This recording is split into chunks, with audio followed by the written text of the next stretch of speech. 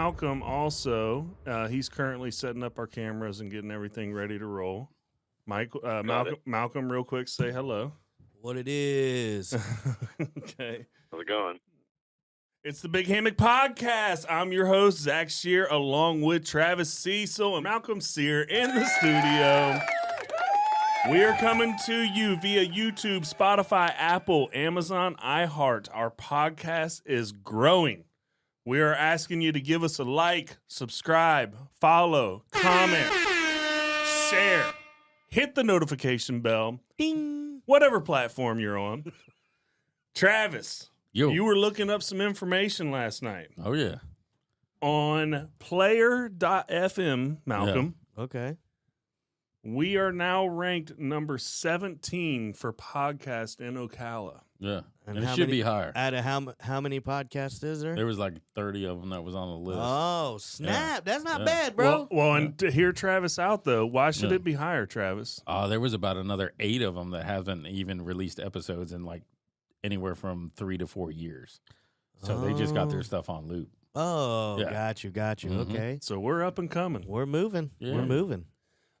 So tonight's guest is director Moshe Dahan, and I hope I got that right. I didn't check that with him. We'll make sure He'll correct you when he comes on. I'm sure.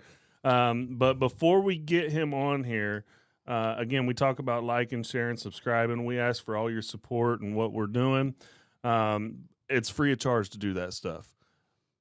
We also can't forget the foundation of this podcast. We made a Bigfoot movie, 100% locally filmed, budgeted in Ocala. Yep. That's zero budget. Yeehaw! There wasn't even catering. TheBigHammock.com, one word, is where you'll find it. Whoop, whoop. It's a measly $5 to rent it. Yeah, come on. Check it out. That's less than a pack of cigarettes. So That's rent right. the movie. It's the reason why we started this podcast. We were promoting our movie. It's turned into a platform for independent film directors, cast members, you name it. It's a platform to talk about films. Right. You can check out our movie reaction, the movie reaction or the trailer reaction on YouTube, and you can see where the viewers, how they responded to it. So I'm telling you that because we won't let you down. You go to BigHammock.com, check it out. You won't be let down. Now, before we have Michael on, he was the director and the writer of Yes, Repeat, No is the movie we're going to be talking about today. Mm-hmm. There's a lot going on with this movie, so I'm going to let Michael tell us about it. Before we have him on, let's check his trailer out together. Here we go. Christian, Israeli Giuliano. Israeli Giuliano, Arab Giuliano, Public Giuliano. A triangle.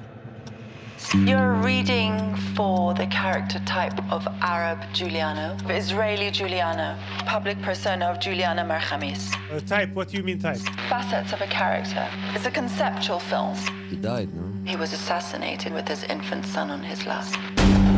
So I'm playing a dead man. Why is he here? Are we supposed to solve political problems? A Jew, a Christian, a Muslim. Think of it as 3 parts of one A man. triangle. Maybe for once the Arab does not play the terrorist? Maybe for once the Arabs don't commit terrorist acts. Maybe for once the Israelis doesn't bomb Gaza? Maybe for once you understand it's retaliation. Maybe next time I throw a rock in your face? You've done that before. What did that get you? A bloody nose. Arab, touch me! This is what they want us to do. Come outside and do your job. We are writing the script. Well, I'm talking to you! Not starting from scratch. 3 messiahs. I've noticed a lot.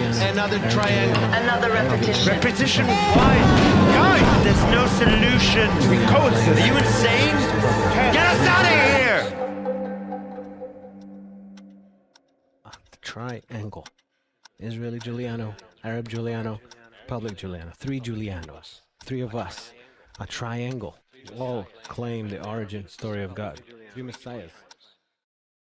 All right, welcome to the show, Michael. Hey guys. Michael, did I get your name right? Yeah, you did actually. Dahan? Yep, that's it exactly. Perfect. Dang. I'm getting better at this stuff. You know? There you go. So Michael, again, thank you for coming on and talking about your film. We really enjoy this stuff. You have to have a passion to be doing what you're doing, whether it's writing a film, directing a film. Obviously, you've got that passion, and we share that passion with you. I got to tell you, when I watched that trailer for the very first time, I'll just be honest with you. My reaction inside my mind and the way I think was, all right, what's going on here? Right. So, Right. and I say that with all due respect. Can you tell the listeners what this movie is about? Yeah, of course. I will say first, the confusion is kind of part of it. It's intentional. It's not an unintentional thing. But the subject of the film is a man named Giuliano Mercamis, who was an activist and an actor who was both Palestinian and Jewish. And that's kind of why I thought he was such an interesting subject for a film, because he kind of represents this really difficult political situation. His father was Palestinian Christian, his mother was Israeli Jewish, and he was both, right? So he kind of represents this.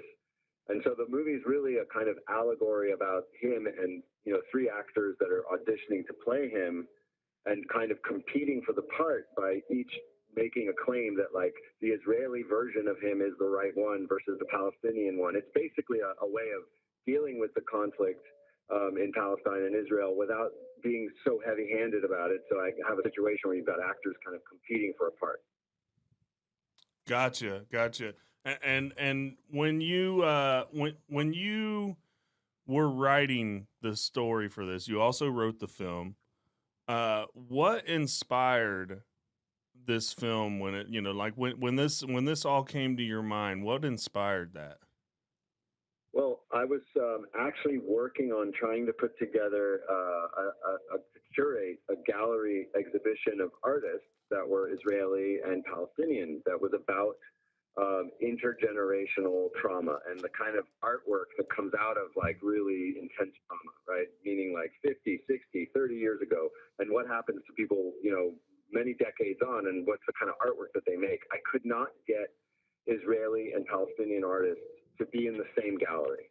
And so I had this, so it was impossible. I mean, I had really great people who wanted to be a part of it, but, Palestinians had hesitations about kind of being like tokenized by Israeli artists, and Israeli artists really didn't feel comfortable, with the kind of the exhibition in terms of being all in the same room. So it's a very sensitive topic. It's a really sensitive region. And so I was in the situation where I had to come up with something to put in the gallery, because the gallery director was like, listen, dude, you've got a show in 4 months. I don't care what you do. You got to put something in that gallery. Why don't you make a movie? This was in March or April, and I had the gallery in October, and I was like, there's no way I can make a movie in 4 months and have it ready. But one of the things that, somebody said to me when I was working on it was, they said, this is kind of a dangerous thing to try to maintain both of the sides of this really difficult conflict in one place. And there's a guy who tried to do that, and he kind of lost his life over it. And his name is Giuliano Mercamis. And that was the first time that I had really considered that he might be the subject of the film. I'd known about him. He has a theater company in Palestine called the Freedom Theater, the kind of activist theater group.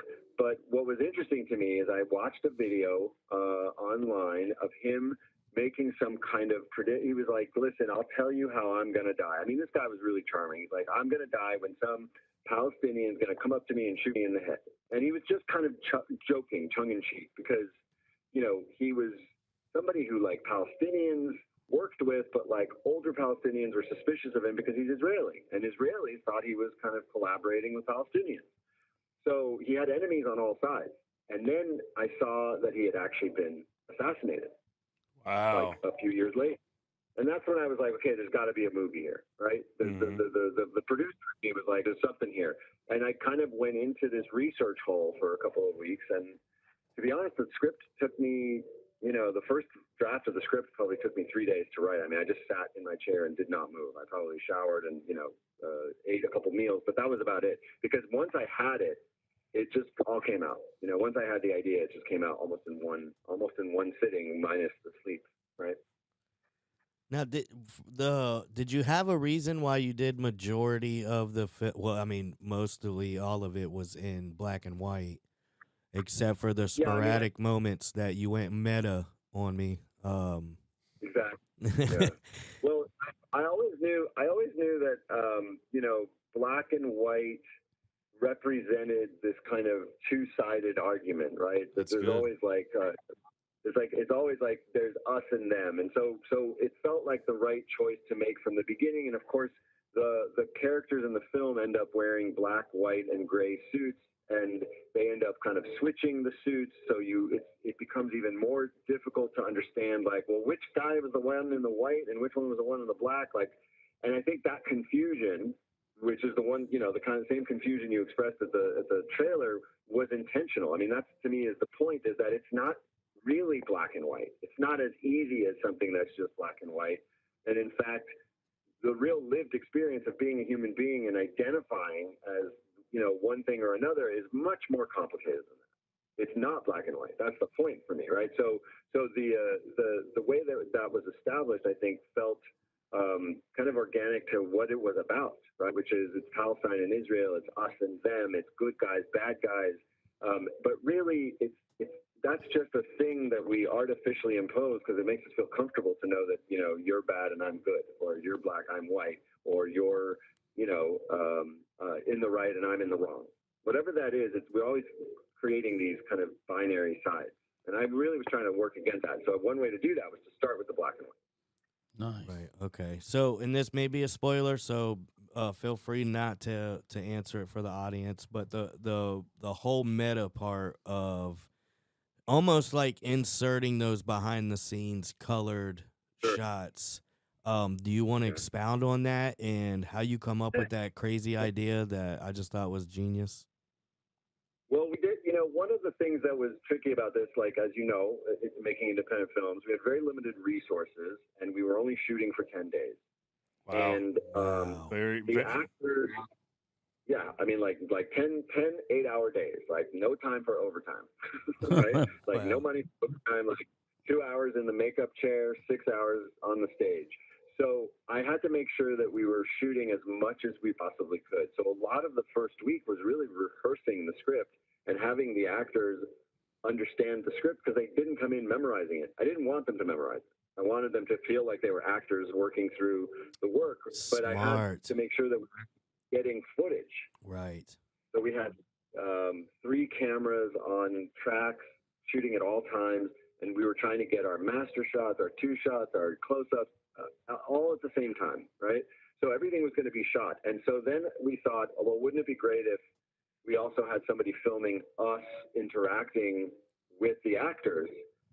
Because if we're filming everything and we're showing the lights and we're showing the cameras, why aren't we also showing, the DP and the director and the producer having conversations? But we wanted to think of like a different language for that. And so that's how we went with color, because again, this whole film is about, like, what does it mean to have an identity, and like, what's the, like, when are you performing an identity, and when are you rehearsing an identity, and when is it real, and when is it some kind of performance? And so I thought it was dishonest for us to not show the fact that, like, I'm standing off screen giving direction, right? Because it really becomes part of the entire world of trying to understand how identity is somewhat a performance. Yeah, I'm just impressed that you got that filmed in 10 days. Mm-hmm. I mean, I'll be honest with you. We took 2 years to get our movie done, and that's the average time that we've spent talking to other directors. Michael, Right. it's been. We get anywhere from a year to a year and a half, 2 years, and it just seems like that's the thing. And then you come in and you say 10 days. That's impressive. Yeah. So I got some questions for you as far as like logistics of the movie, right? So obviously you were talking about at the beginning of the year something went down, and then by October you needed. So my first question for you is, how long did it take you to write out the script? That was, the first draft was about 3 days. Wow! Right? Wow! But Impressive. Then, of course, there's revision, but it didn't end there. I mean, the script changed so much because of what the actors brought to it, because of what my producer brought to it. We put up a bunch of text on the walls. My producer Sarah Salvitz had this great idea of, like, let's put a bunch of words that were said by political figures in Palestine and Israel and even American political figures, and let's just put them on the wall and let them just put them in the script as they feel. Yep. And so they were kind of writing and improvising. I mean, there's a ton of improvisation. It's almost like, everybody participated in the kind of scripting of the script itself while we were in production, because the actors would come up with stuff all the time. No take was. We can 100% relate to that. I want to follow up with, and again, I'll just set up the backstory. With Malcolm here in the studio, he's our soundboard director. He was the director of our film, and this film, it's a Bigfoot movie, and he had this vision for what it was going to be. Now, he did go to a friend of ours and say, his name's Jake Kinnett. He was the writer of the movie.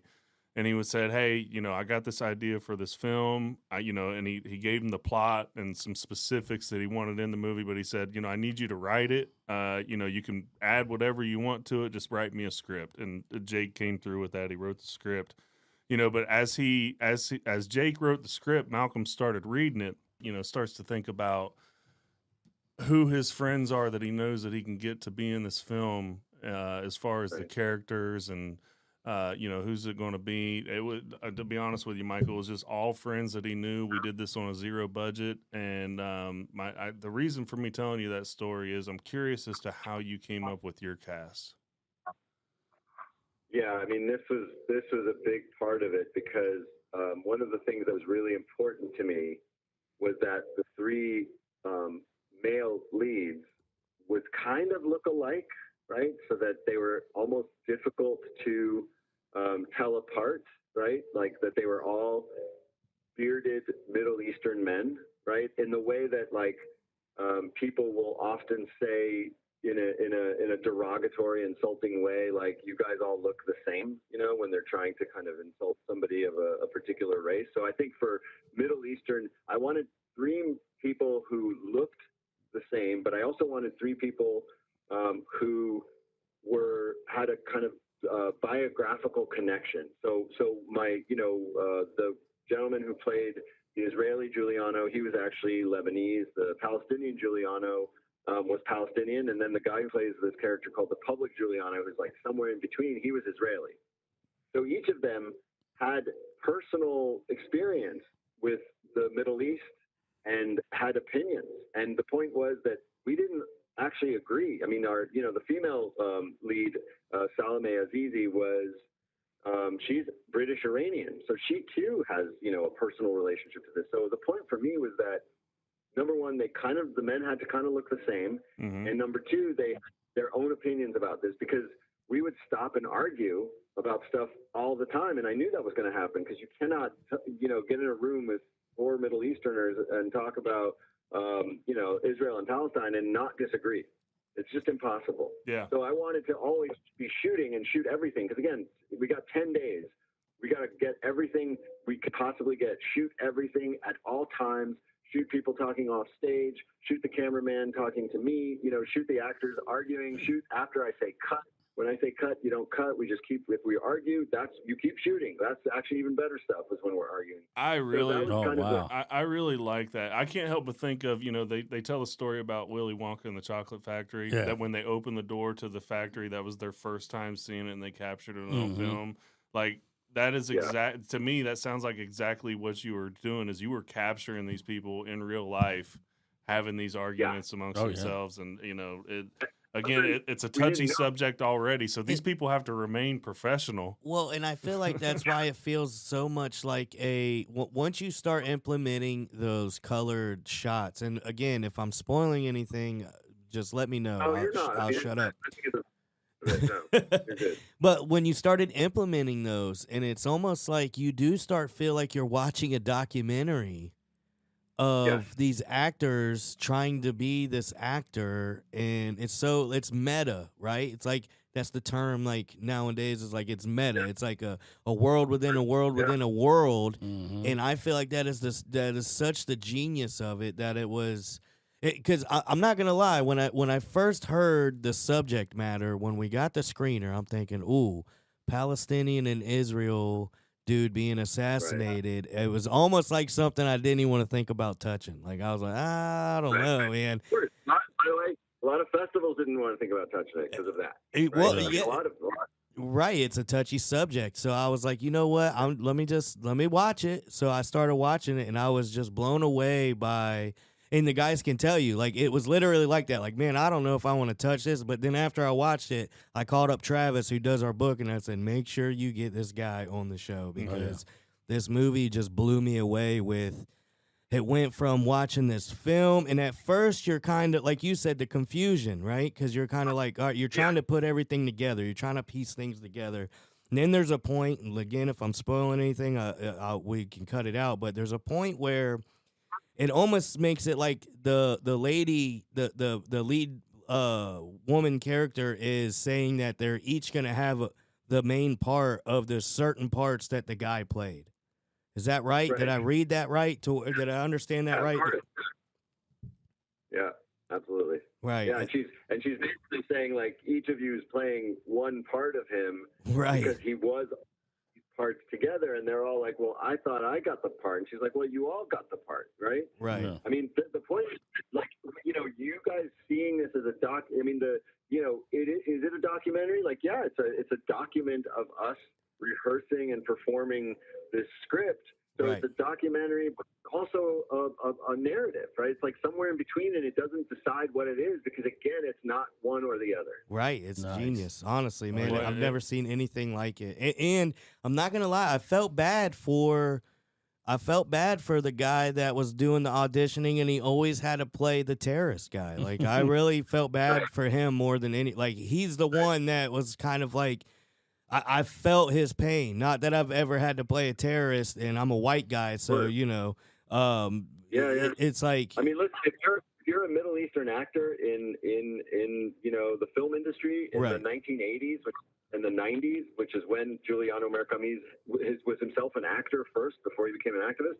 Like, those are the parts that you get. right. You don't get a lot of options. You just get like jihadi number 2 or warlord number 1 or Right. soldier. You know, you get. And he sold it, man. He really made you feel bad. Like, yeah, man, it kind of sucks. Like, they keep just wanting to give him all the bad guy parts. It's like, man, you know, it's got to really suck. But, I just want to say, man, I was blown away by, especially once I kind of, I'm a slow person anyways. It takes me time to pick up on things. But once I kind of got the idea of what was going on, I was like, man, this is such a good. I wish I would have thought of this idea of a movie, of a documentary, of a movie within a movie of a documentary. So it's just like, it was pretty cool, man. Well, I take that as a compliment because when I'm jealous of somebody, it's always the highest compliment. I'm always like, man, why did I think of that? Yeah, why didn't I think of that?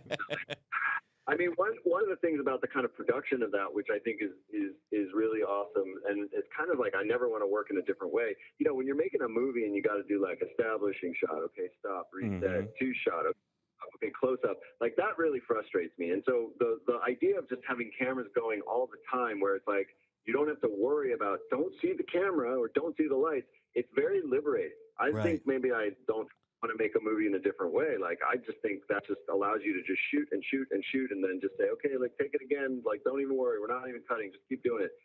And I think that's way more fun as a director and for actors than like do a shot, reset, move the lights, do this. You know, like everything is so slow and plodding when you're making movies on a bigger scale where you have to make it conventionally the way you're supposed to make a movie.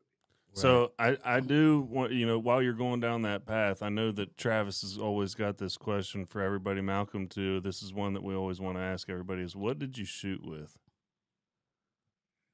You know, it's interesting that I don't even remember that because it was so long. But it was a digital. It was a Sony, like it was like an 8K camera, right? So we basically were shooting 4 identical digital Sony cameras. Nice. And made sure that the memory cards would never run out at the same time, so that it was always staggered, right? So it's like we'd always have at least 3 cameras shooting, even if we were swapping out a card. Okay, nice. We finished this movie with 250 hours of footage. So, like, it took, I had this show 3 months later where we kind of showed the first act of the film at a gallery exhibition, but it took us another year and a half, 2 years with these, my awesome editors, Alex Tyson and Benjamin Shern. And like, it was just such a taxing and toiling it just took so long to find the movie. I was the assistant editor for my editor because I knew what all the footage meant. Nice. Right? So I was my own assistant editor because no assistant editor would be able to go through 250 hours of footage and know which glance was the right one, or when he sighed that one time on set, and I was just like, that's it. So it was an interesting, that process was just crazy. The editing was Oh yeah, I'd have loved to have been in the room. I can only imagine what the assembly reel looked like when you was first laying everything out. That had to be. I'd be pulling out my hair. I don't know if you guys had this experience, but like, we edited the film the way we wrote it, and then we were like, no, that's not it. Yep. Yep. Oh yeah. I always say, you make 3 films. It's the one you write, the one you shoot, and the one you edit. And Right. So with ours, man, there was actually quite a few scenes we never did get to film, and that kind of left holes within our story. And it was a comedy thriller, so obviously we can get away with a little bit more with the comedy as far as the acting goes. But then when I got like the assembly cut together, and I'm like, okay, there's just the glue is missing. I need something to glue these pieces together. So I hit up Zach, who was also in the film, and I was like, man, look, your character's gonna be a bigger character because he's just gonna narrate the story of the film. So we're gonna have to shoot this, So it kind of worked the same way. Like once I got it down, and I'm thinking, yeah, man, this is not gonna work. Like it's not a cohesive story. So. Or it was for me, it was coherent, but it was a bore. I was just like, well, that's what I wrote, but that's not that interesting, right? Yeah. So then it was like, okay, chop it up and like make a salad and like make it nonlinear and take it out of its kind of sequence and that took a while just to get that right. It was a lot. That was really a lesson for me in terms of how much how important the editor is. So, I mean, I got to tell you again, between you and really Malcolm really just putting over the film, which rightfully so. It was great to watch. I can't help but think, especially after talking with you, the proactiveness that you took behind it. It sounds like to me you guys thought out every obstacle that could possibly take place. And you guys had your workarounds figured out before you even got on set, which is definitely something that, again, I can tell you for sure, we had some workarounds that we had to overcome on set, and I'm sure you did too, but I just think it says something to us that these things were thought of beforehand, and I think that the film shows exactly what it is, exactly that. That's what I think it took place. This is the one reason why I love independent films. Mm-hmm. Like, we all take risk. Mm-hmm. We try, we accomplish what we can do. We come up with things on the fly. And where like studio heads or something like that, they'd be like, we're not going to buy this. We're not going to believe in this. But, we take the risk and do it. Well, just like you said, too, it's like we don't marry to the exact idea, right? Yeah. It's like, no. We make our own rules. Right. Like, it's like, okay, here's the plan. We shoot the plan. We watch the plan. And we're like, well, we don't like this, so we need to figure out how to, take it out of linear video, right? Like throw in some spice, throw in some ideas that are going to kind of keep it alive in a sense. And that's exactly how it goes. Just like our opening scene, let me tell you, it was the longest scene of the movie, and it was just like you said, it was the most boring scene of the movie. Right. We cut that down. It was like a 6.5 minute scene. We cut it down to, I think, like 58 seconds. You know what I'm saying? We're like, because it didn't help the story at all. Long, right? That's still a long scene. You don't think that it's long when you shoot a 2.5 minute scene, right? Right. So I mean, we get really precious with the things that we make, but like, you know, sit in a film festival and watch a program of shorts, and you'll notice how quickly you look at your watch. It's like 3.5 minutes in, you're like, oh, I didn't know it was just 3.5 minutes. So I think audiences are much better at reading things very quickly than we give them credit for. Yeah, I I want to finish up with this deal here. We're wrapping up on time, and I got to ask you for the listeners: is there any last thing that you could say to our listeners that you think would maybe get them just? I feel like Malcolm, and between you and Malcolm, you guys really have me wanting to watch it again. So it's like, but is there any one last thing that you would want to tell our listeners about the film that might, intrigue them a little bit more to watch it? One of the things that I'm proudest of about this film is that you're watching it. You're watching a movie that's kind of living and breathing underneath you as you're watching it. It's like it changes and it transforms, because we didn't exactly know what it was that we were making while we were making it. So it kind of moves around, and it's not a movie that gives you an easy answer about whose side you're supposed to be on and who's right and who's wrong. This is a movie that really just presents the complexity and contradictory nature of this situation in Palestine and Israel through these actors who are all brilliant actors, right? Adam Meir and Salome and Musa Kraish and Kareem Saleh. I mean, these are really amazing people. And so what you're watching is almost like a record of an event of us working together for 2 weeks, right? And to me, that's what I'm proudest of, is that that's what it feels like. It's like you're watching something that doesn't necessarily give you what it is right away, that you have to discover it. And that's why I think, people engage with it when they manage to watch it, because getting them to see it is really difficult. But once they see it, people are like, oh, wow. Like, I love how it's like, it's a moving object. Agreed. Nice. Michael, I got one thing for you. Could you let the audience know where they can see the film?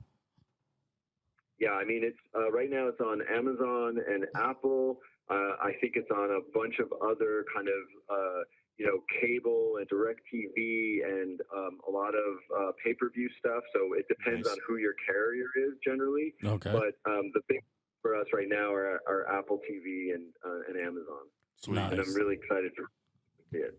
Is there physical copies as well? Yeah, you can actually order a physical copy through Freestyle is our distributor. I think Freestyle Media, and they have some. They on their website you can usually get.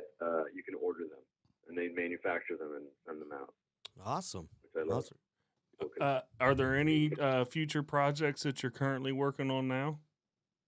I mean, I've started thinking about the next project, which is I kind of describe it as a psychedelic CIA thriller, inspired by things like MK Ultra and like kind of experiments that the CIA was doing with psychedelics in the 50s and 60s, Cool. set in a bipolar kind of fascist democracy. And hopefully it's something that I would make, as a hybrid with real actors, with maybe AI environments or something like that. I mean, that's how I'm thinking about it, but I'm really just in the beginning phases of research. So this stuff takes me a while to figure out, like, what do I want to do?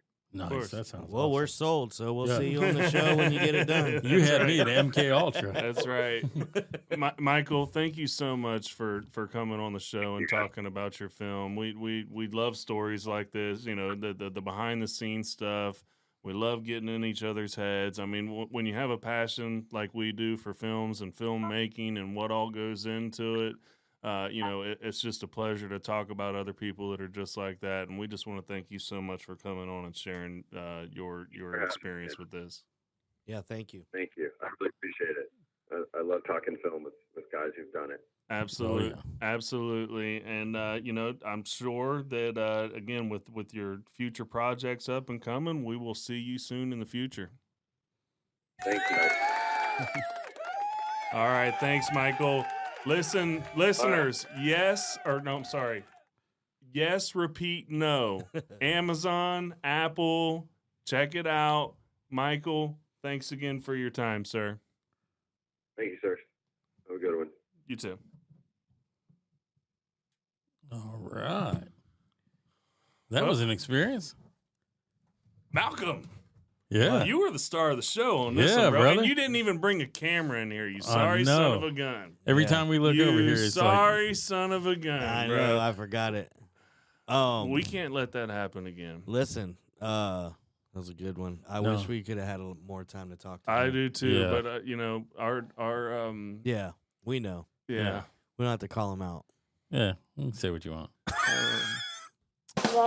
Hey, I think the time will be after the outro. Speaking of outros, listeners, like, share, subscribe, follow us on any platform, hit the notification bell, whatever it may be. Support us. That's what we're looking for. We're trying to set up independent film teams, whether it's directors, whatever it may be, actors. Don't forget to watch Yes, No, Repeat, Amazon, Apple, whatever it may be. And don't forget to purchase our movie, thebighammock.com. See y'all later. Don't you put that on me. Oh, Travis it's on had you. to screw it up. bro. Screw it he up, had bro. to screw us up. Straight up. Whatever. Oh, man. We're docking his pay.